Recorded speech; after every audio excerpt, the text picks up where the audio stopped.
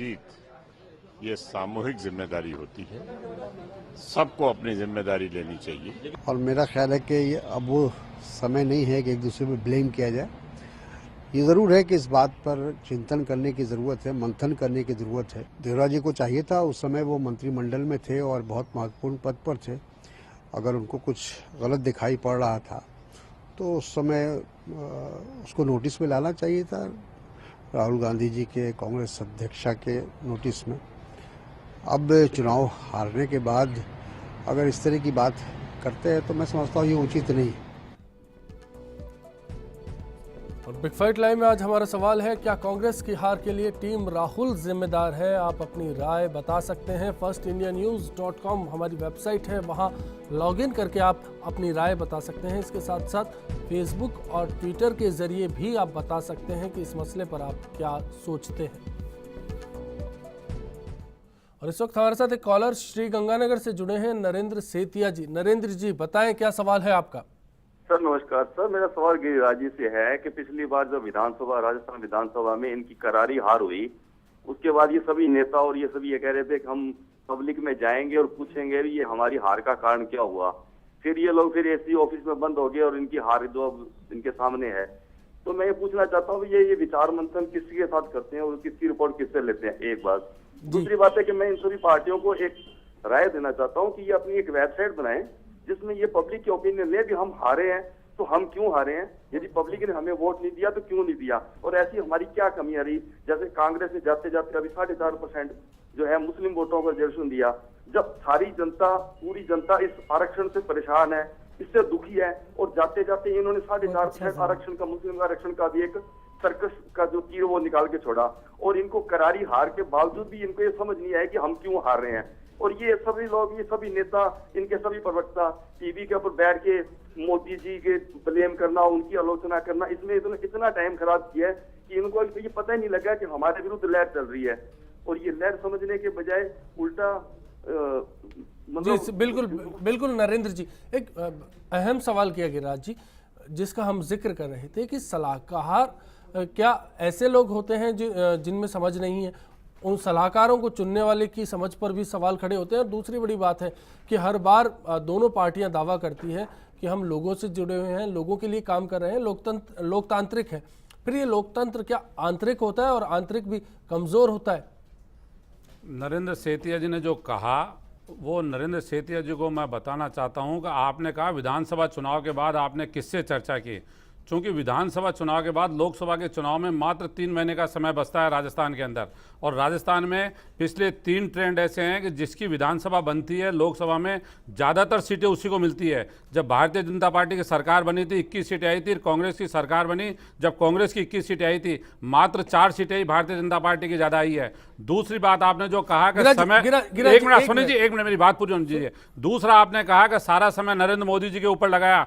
आप अच्छे दिन आने वाले हैं राजस्थान के अंदर, 4 महीने में सरकार के फैसले आपने देख लिए हैं, इससे ज्यादा आपको और अच्छे दिन दिखेंगे, जहां बेरोजगारों को रोजगार के अंदर जो 10 लाख नौजवान बच्चों ने परीक्षा दी थी वो नियुक्तियां खत्म कर दी गई है, दूध के छाछ के दाम बढ़ा दिए गए, रोडवेज के अंदर जो महिलाओं को जो रियायत मिली हुई थी वो खत्म कर दी गई है। तय बात है कि कांग्रेस लोग अपने नहीं देखेंगे, हम ही को देखेंगे। हमको आपके कर्म देख रहे हैं 5 महीने लोकसभा चुनाव के बाद जो आप वो देख रहे हैं, लोकसभा चुनाव के बाद जनता देख रही है। करने के लिए 3 महीना तो कम होता है विधानसभा से लोकसभा। काम के लिए आप बोल रहे हो कि बहुत ज्यादा समय काम पे बात कर सकते हैं, मैं बात सही है, अलग मुद्दा है। गिरिराज जी बिल्कुल सही कह रहे हैं, लेकिन वो एक अलग मुद्दा हो सकता है, उस पर आप पूरी डिस्कशन करा सकते हैं। लेकिन मसला है कि क्या अभी भी गिरिराज जी है हार के सही जेन्युइन कारण को नहीं पकड़ पा रहे? देखिए जो मतदाता इस हिंदुस्तान का कॉमन मैन है, जो कि गांव-गांव तक रहता है, कांग्रेस ने बहुत अच्छे बिल लाए, बहुत अच्छे काम किए, बहुत सारे, हम इससे इनकार नहीं कर रहे हैं। वो फूड सिक्योरिटी का बिल लेकर आए। अब फूड सिक्योरिटी के बिल के बारे में राहुल गांधी जो पब्लिक मीटिंग में बोलते थे, उसकी लैंग्वेज सुनिए आप। हमने आपको खाने का अधिकार दिया। लोग कह रहे हैं यार हम खानदान पीढ़ियों से खाते आ रहे हैं, आपने क्या अधिकार दिया? हम अपने बल पे खा रहे हैं, आपने कौन सा लाके हमको रोटी दी है? ये कम्युनिकेशन किस तरीके से करना है, इस तक में भी लैग कर रहे थे। मैं ये बताना चाहता हूँ कि जो डिस्क्वालिफिकेशन है किसी भी लीडर की, वो इसलिए है कि आप जो बात पब्लिक के बीच में जाकर कहना चाहते हैं वो पब्लिक उसको उल्टा समझ रही है और आपकी मजाक उड़ा रही है। जैसे कल व्हाट्सएप पे मेरे पास एक वो आया जी कि माताजी जो हैं बेटे को कह रही हैं कि गुजरात में आनंदीबेन बन गई है चीफ मिनिस्टर। तो बेटा पूछ रहा है फिर बालिका वधू सीरियल का क्या होगा?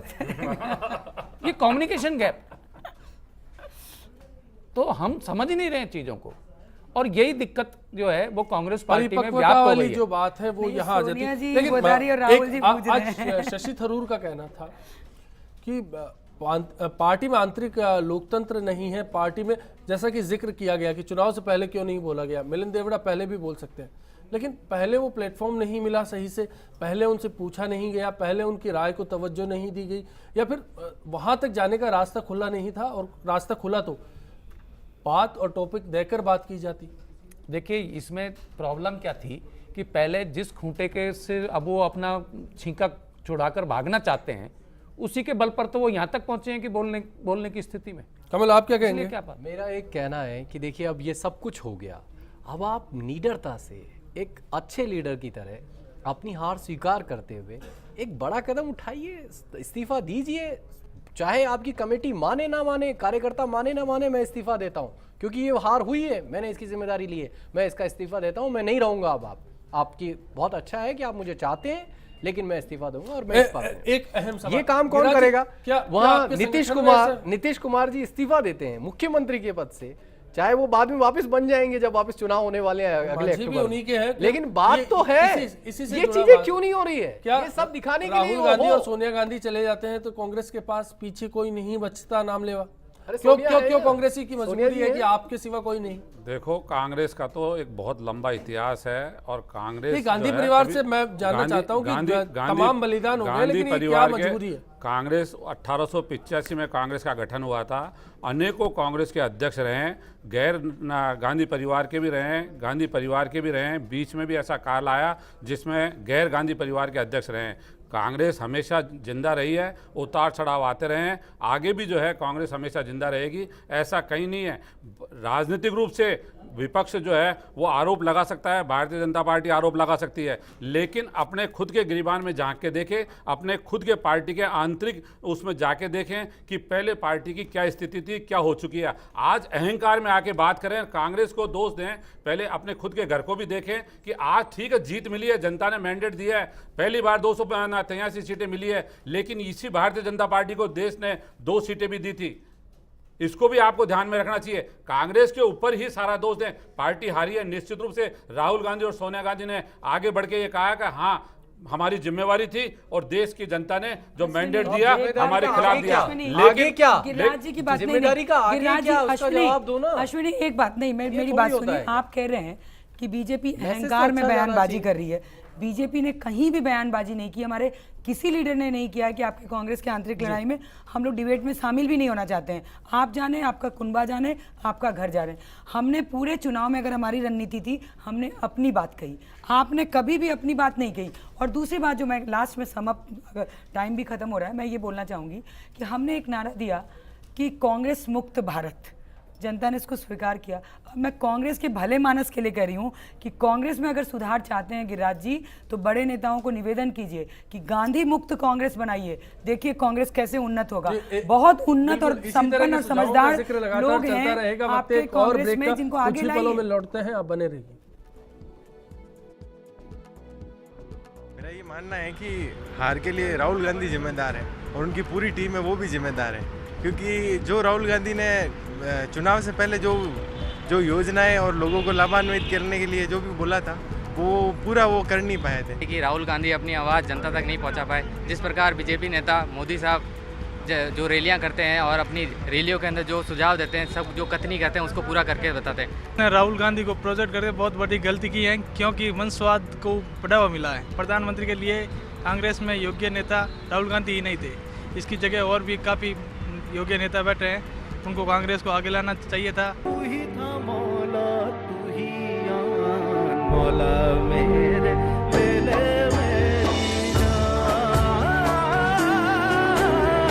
तू ही था मौला, तू ही मौला मेरे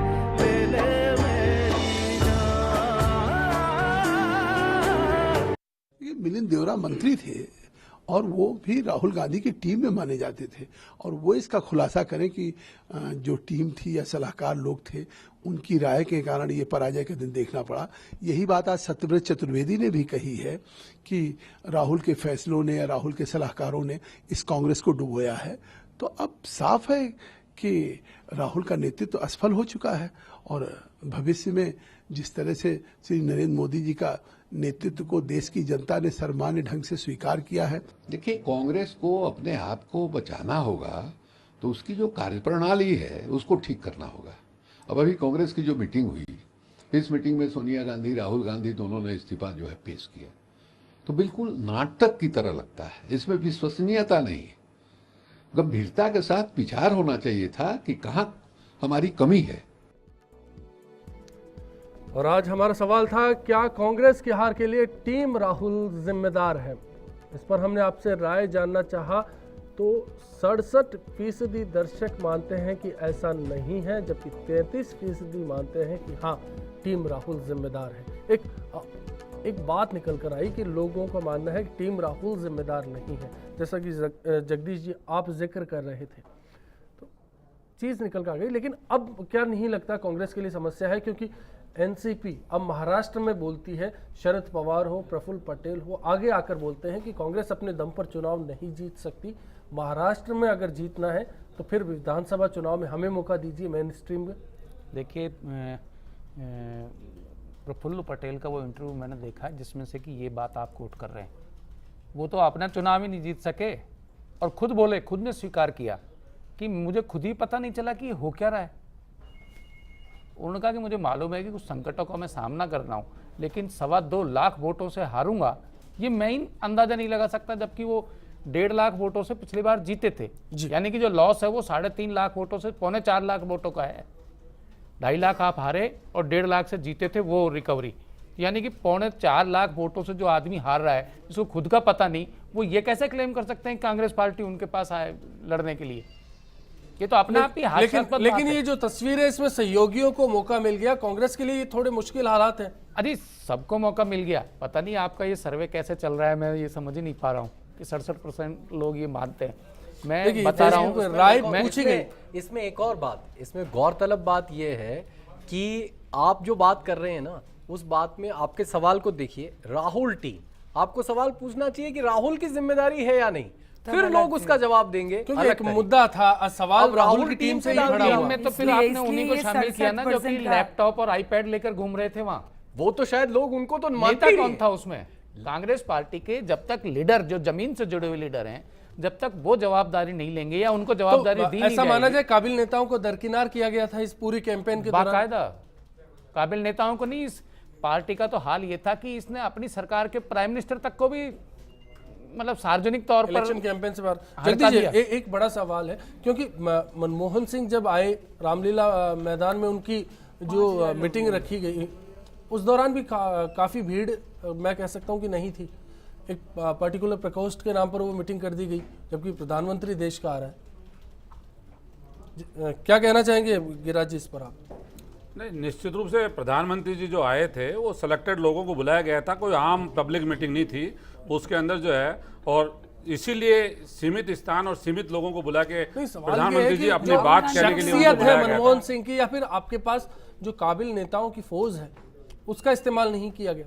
नहीं, निश्चित रूप से ना राजस्थान के अंदर चुनाव के अंदर जो है सभी ना राजस्थान के जो नेता थे, बड़े नेताओं ने प्रचार किया। जनता का मैंडेट था राजस्थान के अंदर विधानसभा चुनाव में 4 महीने पहले जो मैंडेट दिया था, पिछली बार हमारी भी 21 सीटें आई थी, आपके भारतीय जनता पार्टी को 25 सीटें मिली है। इसमें कहीं कोई ये नहीं है कि भाई राजस्थान के अंदर कोई विशेष रूप से कांग्रेस ने चुनाव ही नहीं लड़ा हो या कांग्रेस के नेताओं ने जो है, लेकिन ये जो सपने जो बेचे सुमन जी, वो सामने आ जाएंगे। आपके राजस्थान में भी आ रहे हैं। आप इतना आगे जो बोल रही है ना, ये जनता है, ये जनता देती है तो उसी ताकत से लेती भी है। आपके साथ 2004 में ले भी चुकी है, मालूम है। बस तो आपको एहसास नहीं है, वो एहसास नहीं है आपको। जब आपका शाइनिंग इंडिया जनता ने देखा था, आज अच्छे दिन जो है वो राजस्थान की जनता भुगत रही है और भुगतेगी। अच्छे दिन के मजाक बनाए थे, जनता तो ने तो अब देखो, स्वीकार अब किया। आ जाएगा ना समय, आपने कहा कि आपने नहीं जो आ रहे किया है मोदी जी, फैसले, आपके फैसले मोदी सामने जी आ ये जाएंगे है, ना, मोदी जी आपके वो आ जाएंगे ना। है। वसुंधरा जी ने मोदी जो को कल स्वीकार फैसला किया है, जो युवाओं के कुठाराघात किया है, जो नियुक्तियां खत्म की है, पद खत्म किए हैं, जनता देख रही है राजस्थान सड़कों की। पे टीवी चैनल ये से तो उतर 5 के साल सड़कों बाद पे तो आओ। जनता सड़क पे प्रजातंत्र तो है, आते नहीं आप आएंगे लोग, सड़क पे। केवल आप टीवी जनता चैनल पे टीवी बोलते हो। चैनल क्यों, तो जनता आमंत्रित देख रही है करती हूँ, ना, आओ आपके सड़कों फैसले पे। मीडिया छाप रहा है ना। फिर मुद्दे आप पे लोग नहीं बढ़ेंगे। आओगे ना, मीडिया छापेगा, आप लोग नहीं आओगे ना। आ जाएगा, जवाब आ जाएगा। जो हमारे दर्शकों की राय है, उसके बाद क्या मानते हैं कि जो कोर टीम है राहुल गांधी की, उसको हटा दिया जाए तो मुख्य जिम्मेदारी राहुल के मत्थे आ जाती है? देखिए सही बात है ना। देखिए एक बात है कि अगर मान लीजिए आपका ये चैनल है, इस चैनल के जो हेड हैं वो अपनी रिस्पॉन्सिबिलिटी से थोड़ी हट सकते हैं। वो कहते हैं कि नहीं साहब मेरे पास तो सारे रिपोर्टर्स ही खराब थे इसलिए मैं चैनल क्या चलाता। अरे भाई रिपोर्टर्स भी तो आप ही ने सेलेक्ट करने हैं और टीम भी आप ही ने बनानी है। आपको सशक्त तरीके से अपने आप को प्रस्तुत करना है और आपको खुद को ही निर्णय लेने हैं हर चीज़ों के। तो निर्णय तो नेतृत्व के ऊपर आएगा और वो नेतृत्व को संभालना पड़ेगा। जी अगर वो नेतृत्व नहीं स्वीकार करता है उसको, तो फिर वो बाद में नेतृत्व ही नहीं है। जगदीश जी, आपको क्या लगता है कि आज भी कांग्रेसी इस बात को, इस सच्चाई को मानने से इनकार कर रहे हैं या दिल को दिलासा दे रहे हैं? दिल को दिलासा दे रहे हैं साहब। देखिए राहुल गांधी की कोर टीम, जो आपने भी शब्द यूज किया है कि टीम राहुल में था कौन? या तो वो टेक्नोक्रेट्स और कुछ ऐसे सलाहकार थे जो अंग्रेजी स्कूलों में पढ़े हुए बच्चे थे, जो कुर्ता पहनकर इधर उधर घूमते रहते हैं सारा दिन और कोई लेना देना नहीं है, पब्लिक से उनका कोई कनेक्ट नहीं है। आपने जिक्र किया राजस्थान के 3 नाम थे, सचिन पायलट, जितेंद्र सिंह। मैं वही बता रहा हूँ। या जो पॉलिटिकल लेवल पर काम करने वाले वर्कर थे, उनमें देखो सबसे जो उनके तेज तराज सलाहकार थे, मध्य प्रदेश के पूर्व मुख्यमंत्री आप जानते हैं दिग्विजय सिंह जी, वो एन चुनाव के वक्त पर किस काम में लगे हुए थे आपको मालूम है सबको। और राजस्थान के सलाहकार हैं एक सीपी जोशी जी, जो अपनी कॉन्स्टिट्यूंसी से बाहर नहीं निकल पाए। एक सलाहकार थे अपने अलवर में, वो किस तरह के सलाहकार थे मेरे को आज तक भी मालूम नहीं चला। उनका राजनीति से कैसा लेना देना है मुझे आज तक भी पता नहीं चला, सिवाय इसके कि उनकी माताजी को भारतीय जनता पार्टी की राजनीति से राजनीति में लाया गया था। बाकी उस परिवार का राजनीति से कोई लेना देना नहीं था कभी। तो किस तरीके के सलाहकार रखना चाहते हैं और किस तरीके की राजनीति आप करना चाहते हैं, ये केवल राहुल गांधी पे नहीं छोड़ा जा सकता था। ये कांग्रेस पार्टी का एज ए होल जी बड़ा संगठन है। कितनी मैंने आते ही ये बात बोली थी, थिंक टैंक जो है उस पर सवाल खड़े होते हैं। ये पूरे संगठन की एक सामूहिक जिम्मेदारी से बचने का तरीका है कि अब राहुल गांधी को पपेड़ लो। क्यों? अरे भाई राहुल गांधी को आपने आगे किया, वो भाषण देते फिर रहे थे, किसी ने कहा क्या उनको कि भाई रोटी तो सब खा रहे हैं यार, ये मत बोलो कि हमने आपको अधिकार दिया है रोटी खाने का। बीजेपी का नजरिया क्या है इस पूरे चैप्टर को लेकर? देखिए हम लोग ये चाहते हैं, भारतीय जनता पार्टी ये चाहती है कि बहुत बड़ी कांग्रेस पार्टी, बहुत लंबा इतिहास रहा, बिना विपक्ष के या दूसरी पार्टी के बगैर लोकतंत्र की खुशबू नहीं होती है। लोकतंत्र में पार्टियां मजबूत होनी चाहिए। हमें इनको धराशायी देख के हमें प्रसन्नता नहीं होती है। दुर्भाग्य है इस देश का कि विपक्ष में बैठने के लायक कांग्रेस को देश की जनता ने नहीं छोड़ा है। इतना भी कमज़ोर विपक्ष आनंद नहीं देता। इसलिए मैं तो यही सलाह दूंगी कि मिलिंद देवरा की बात को या और लोगों ने जो बात रखी है, क्योंकि जगदीश जी की बात को एक मैं जोड़ना चाहूँगी इसमें कि कांग्रेस के लोग अब क्यों बोल रहे हैं, पहले क्यों नहीं बोले। भाई साहब उन्होंने वो देखा है कि बोलने वालों का क्या हाल किया है कांग्रेस के दिग्गजों ने, जिन्होंने कमान कांग्रेस की हाथ में रखी। सीताराम केसरी में बार बार याद दिलाती हूँ कि कैसे उनको उनका धोती फाड़ के कार्यालय के बाहर फेंक दिया गया। चलिए, इसलिए हिम्मत करना भी बहुत बड़ी बात है। क्या मानकर चलेंगे इस हार पर रार के लिए किसको जिम्मेदार ठहराएंगे? पार्टी में आंतरिक लोकतंत्र की कमी, टीम राहुल या खुद राहुल को? नहीं, जैसा कि भाई साहब जगदीश जी ने कहा, निश्चित आप अपनी राय बताइए। निश्चित रूप से पूरा संगठन, मेरी राय यह है कि निश्चित रूप से कांग्रेस का पूरा संगठन जिम्मेवार था। जो समय रहते फैसले उन्होंने राहुल गांधी को आगे उन्होंने बढ़ाया, चलिए ठीक है, उन्होंने नेतृत्व दिया, उन्होंने कहा वो जो कहते थे। आज बिग फाइट में पधारे सभी खास मेहमानों का हम यहाँ शुक्रिया अदा करेंगे। इस चर्चा में इतना ही। नमस्कार। चलते चलते आप देखिए खूबसूरत की